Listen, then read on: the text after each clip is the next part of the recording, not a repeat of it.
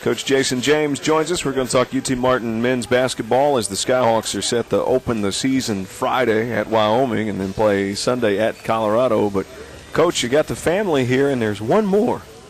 Yeah, Congratulations. I appreciate that. There's one addition. You know, we make a joke at home when we had Sadie. We were in a zone at home, and then we had Claire, and we went man-to-man. Everybody kind of had a man, and then we had Austin 7 weeks ago. So now we're back in the zone, trying to switch defenses and make sure everybody's guarded, man. That's a tough job at the house. Who's in the paint? Who's in the middle? Claire's in the middle. There's no question. She's quick now. Yeah, but she's quick, but she's strong. Oh, gotcha. She's a bully in the paint, a lot like Miles, just banging around inside, and so she doesn't feel much pain. She likes to run over stuff and hurt people. That's awesome. Now, we've talked about your family quite a bit, but you came from a big family. Yeah, 4 brothers. I was the second I am the second youngest. I've got 3 older brothers and then a younger brother, so it's a pretty big one. My parents have 11 grandkids. Wow. 5 sons and 11 grandkids. Yeah. So are you going to keep going? No, we're done. That's it. Okay.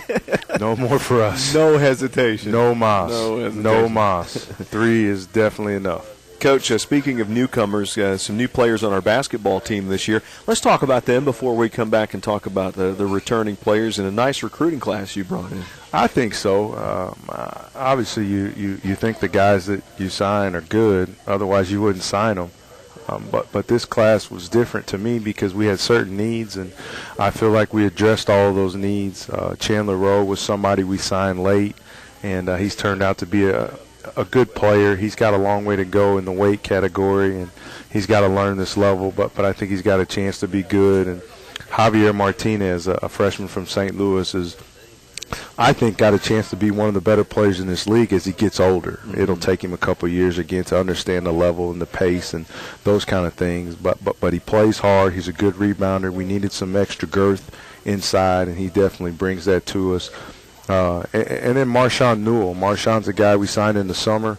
I think, again, he's got a chance to be a very good player in this league. He scores the ball. He's got a good feel. He can play on the ball as the point guard or play off the ball as the 2 guard. And those kind of guys in our system are successful. I mean, I like guys who can play more than one position. Mm-hmm. Most of our guards can play more than one position. They can play some 1, some 2, or some 2 and 3, and even sometimes some 3 and 4. And Marshawn's definitely one of those guys who can kind of play in between those two, and I think he can be very successful in the things we run, the way we play. A lot of people probably know this about you, but when you were an assistant coach for UT Martin and you were out on the recruiting trail, you brought in some nice athletes. Lester comes to mind, Jared Newsom, and some others. So one of the things you like to do is judge talent, or you're good at judging talent. I assume you like it. I do like it, and we've had some guys who weren't bad at playing basketball. You know, those guys were definitely a lot better when they left than when they got here.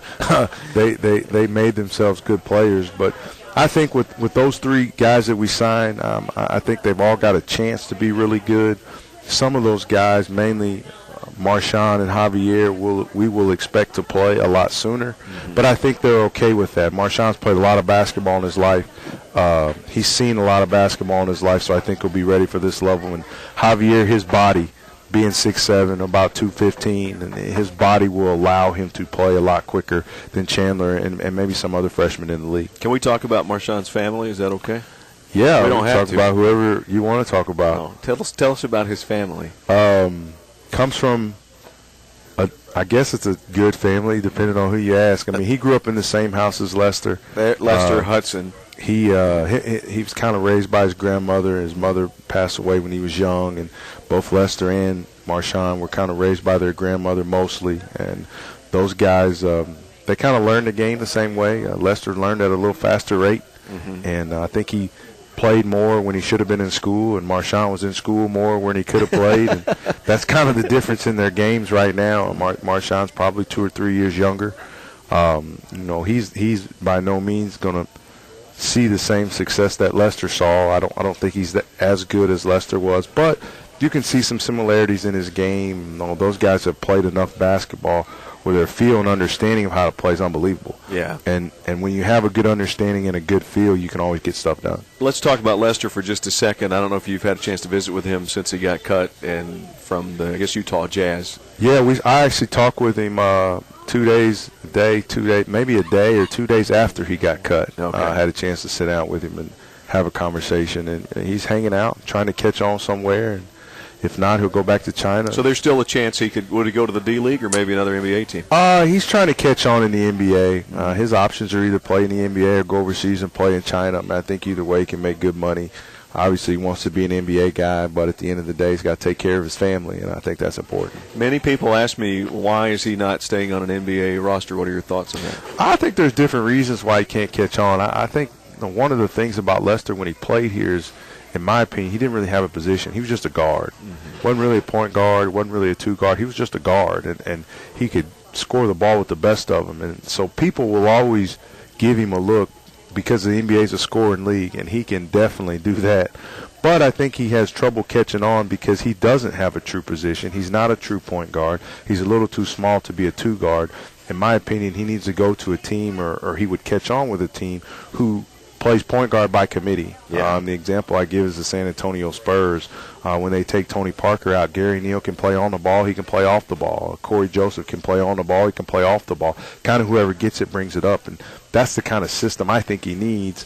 But all those teams, they don't need a player like that because they got them all, and that's where it struggles. It's just frustrating to me when you see his production per minute that he's on the floor. It's off the charts. He just didn't get a lot of playing time or opportunities. Yeah, I mean, and again, I think it all has to do with the right situation for him. I think that you want to catch on in the NBA, but to stay in the NBA, you got to be on the right team. And I think he's learning that and he's finding that out. The good thing about it is that he's always had the opportunity to be able to go back overseas and take care of his family. When you get to play basketball every day of your life for the past 5-6 years like he's been able to do, it's definitely a blessing.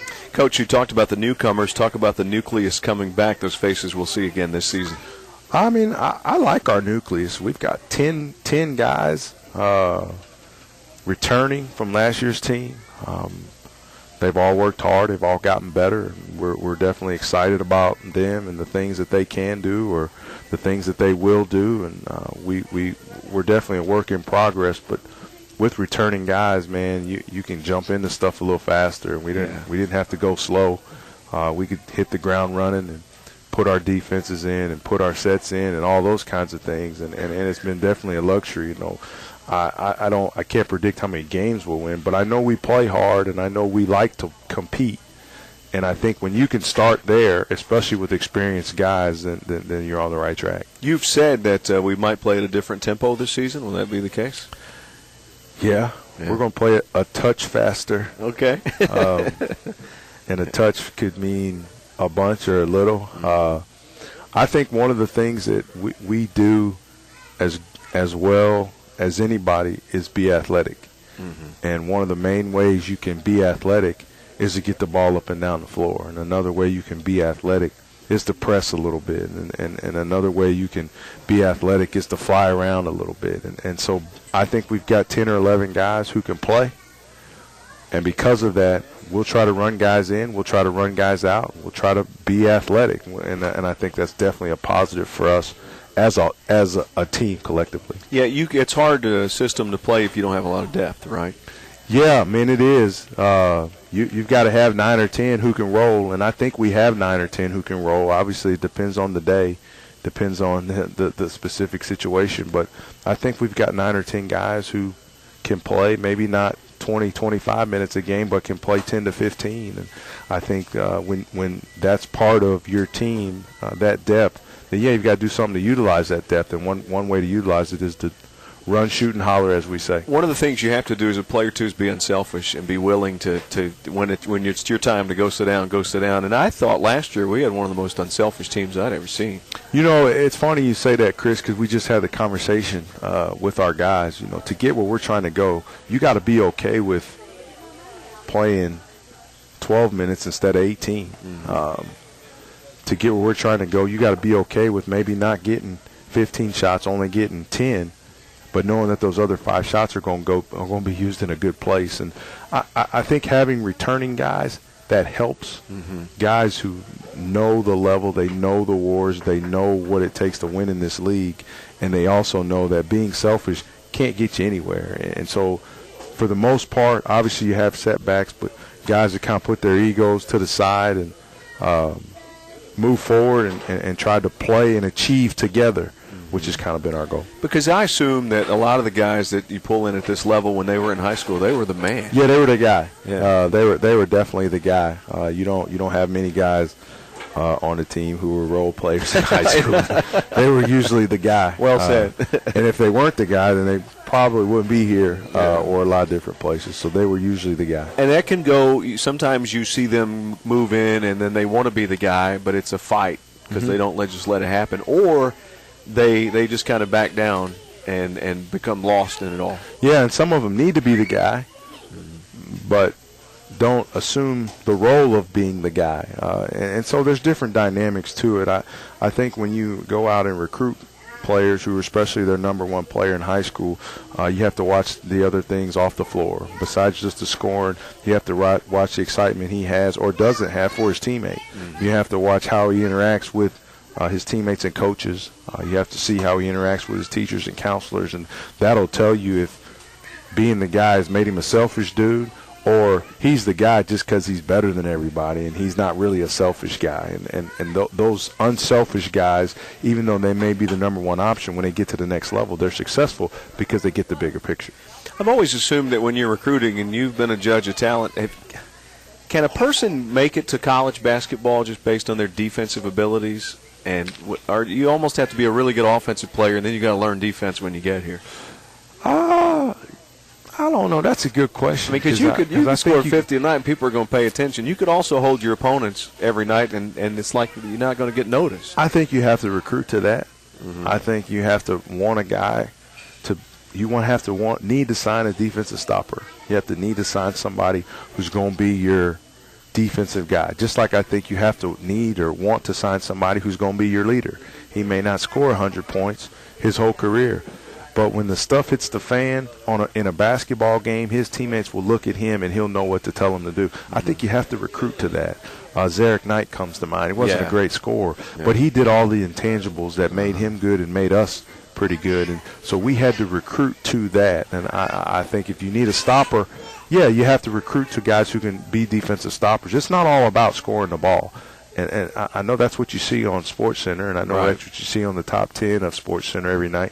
You don't ever see somebody make the top 10 for taking a charge or, holding LeBron to 5 for 18 from the floor. You just don't see that. And so – you do see steals and blocks every once in a while, but you don't ever see a highlight of somebody denying a pass. Yes. Well, you see a steal and a block because of – you see the block because it probably leads to a score. Probably it's an amazing jump or whatever, and you see a steal because it leads to a dunk on the other end. But you don't ever see, a guy just deny. I mean, the thing that comes to mind is Tyronn Lue in the NBA Finals when he was guarding Allen Iverson. Yeah. And I got so excited because Iverson couldn't catch the ball.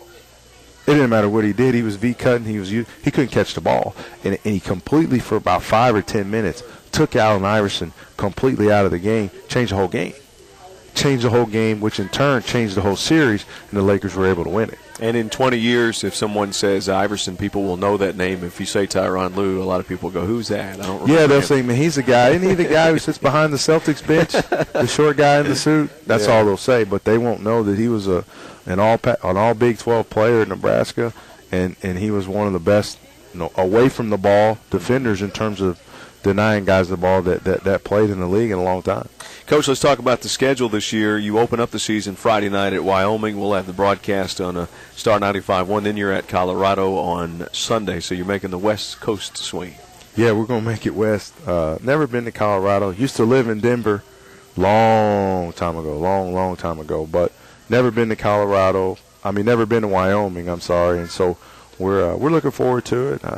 Interested to see how our guys respond to a very, very different environment. Without a doubt, Big Sky Country. Elevation's different there, too. Yeah. I don't know how that'll affect us. Again, I think that's going to be something we're going to have to adjust to.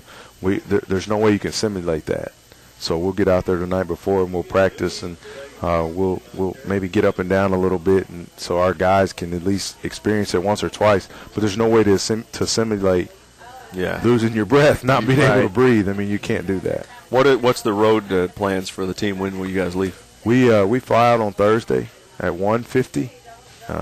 Then we practice there on Thursday and play Friday, and then Saturday drive over to Boulder, Colorado, play Sunday, and then come back Monday morning.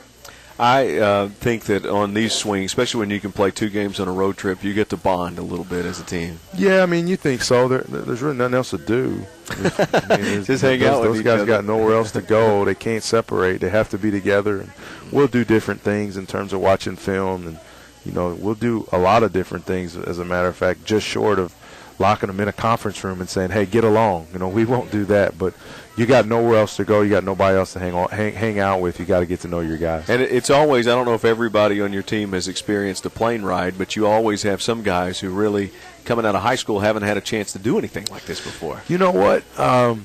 About 10 years ago, I'd probably agree with you. Mm-hmm. But now with AAU so much and guys flying to Orlando and flying to Vegas to play in those big summer tournaments, just about everybody's been on a plane. Just about everybody's experienced what it's like to fly up in the air. 10 years ago we went to Vegas.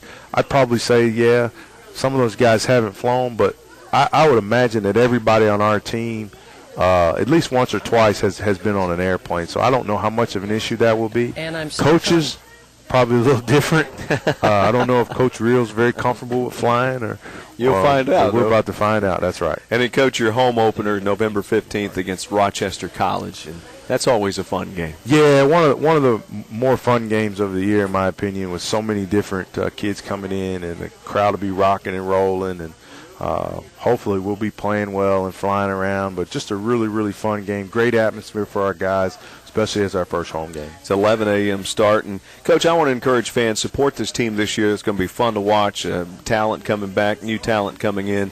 And get your season tickets and catch the Skyhawks this season. I think it's going to be exciting. We got so many guys coming back, and a lot of our fans know these guys, and they know what they're about. And obviously the expectations are high, but the expectations couldn't be any higher, aren't any higher than the ones we put on ourselves. And we're ready to play. We're excited about putting the uniforms on. We haven't put them on yet. Some of our guys haven't even seen them. It's because we've been doing everything in practice gear. And so the first time on Friday we can put them on, we'll get tuned up. Come back Wednesday against Arkansas State, which will be tough, but be ready for the home crowd on Friday. Okay, Coach Jason James, that'll do it for Skyhawk Talk from Snappy Tomato Pizza. For Coach Kevin McMillan, also Coach Jason Simpson, and Coach James, I'm Chris Brinkley saying so long, everybody. Stay with us on our flagship station where the Big Orange Hotline is coming up next. I'm Chris Brinkley on the UT Martin Skyhawk Sports Network.